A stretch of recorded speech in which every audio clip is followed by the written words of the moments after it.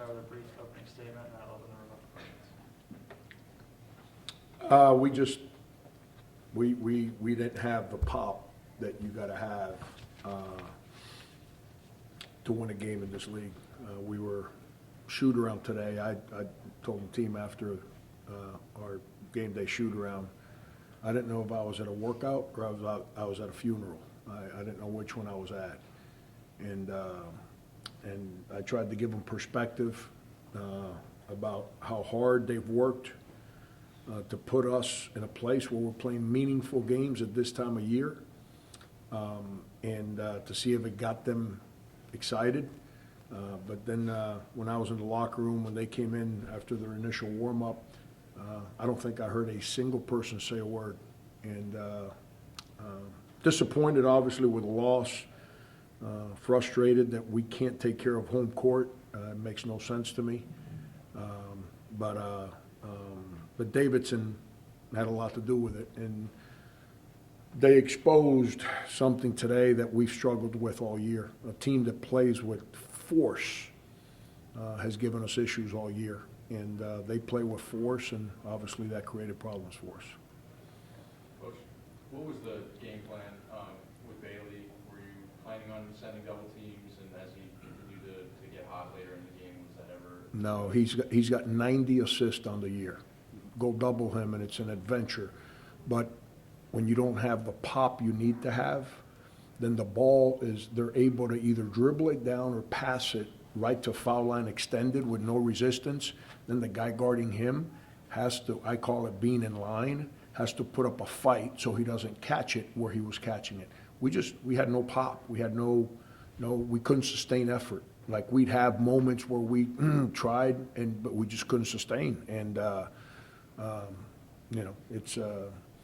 but no, he's got 90 assists on the year. So he's dying for you to go double him, and they put shooters on the backside, and obviously we were prepared for it. For that pass, those passes that broke our backs in the second half when he went back-to-back threes on the backside. When you don't have pop, the first thing, and I don't know what word to use, when you don't have some people say juice, I say pop. When you don't have that that you got to have, the first thing that goes is your voice. You don't talk. And we were a very quiet team today. And those backside rotations, we didn't take care of business. And give them credit. They could have missed. We lead the country in missed layups. They could have missed, but they didn't. They made them. So it's whatever team makes shots usually wins a game. And, they beat us. Coach, you got out-rebounded by 9. You're one of the top teams in the conference for rebounds per game. How did Rivera kind of getting those 2 quick fouls early kind of impact the rebounding game? Yeah, it's not like it hurt us, but it's not. He didn't grab any offensive rebounds in the second half. He had no juice either. We just played with I don't know what's the little bit greater sense of urgency in the second half. But we had 1 offensive rebound in the first half, 1. And there's not a greater stat that indicates what we were missing today more than rebounds. We got absolutely annihilated on the glass. I think they had 8 offensive rebounds for 15 points at halftime. Them. 7, 8, I can't remember what the number was. And we had 1. And when we don't win the battle in the paint, it's not good for us. And that means the rebounding, the defense, the block shots, the free throw shooting, the layups. We got to win the battle in the paint. We didn't win it today. After a game on Sunday against LaSalle where you guys ran great offense, did you have any issues with shot selection today? It seemed like Rasul and Curry were getting some good looks. It's just they weren't falling with the regularity they did. We had 16 assists on 27 baskets on a game where we shot 39% from the field. So I don't think our shot selection was bad. We took a couple that I probably don't want them to shoot, but you got to make layups. At LaSalle, Rasul hits 4 step-back threes. Today, he missed 4 catch-and-shoot wide-open threes. And You know, it's, their guys made those open threes, ours missed. You know, it's, you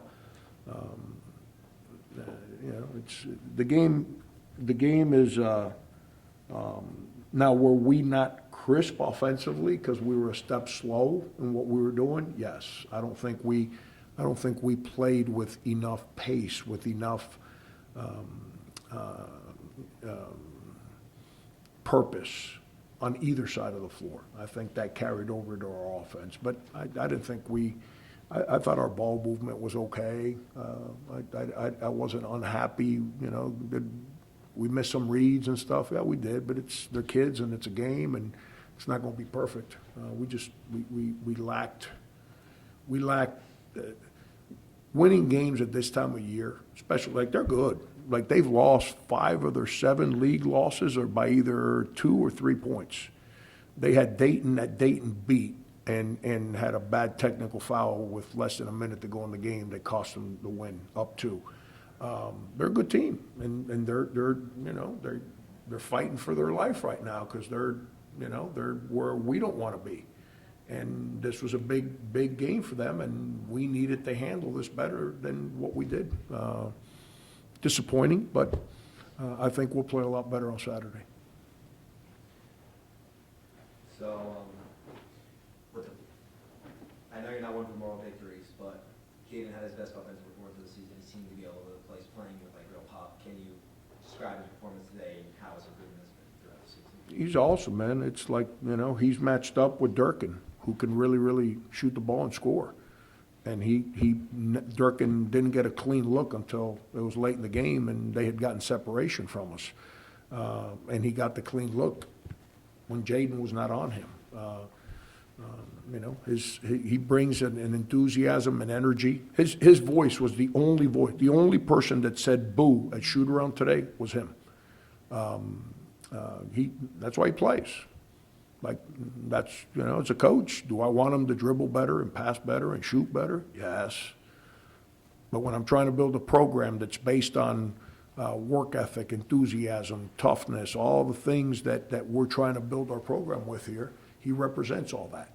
So I can't ask people to play like him and then not play him because he doesn't make enough jump shots.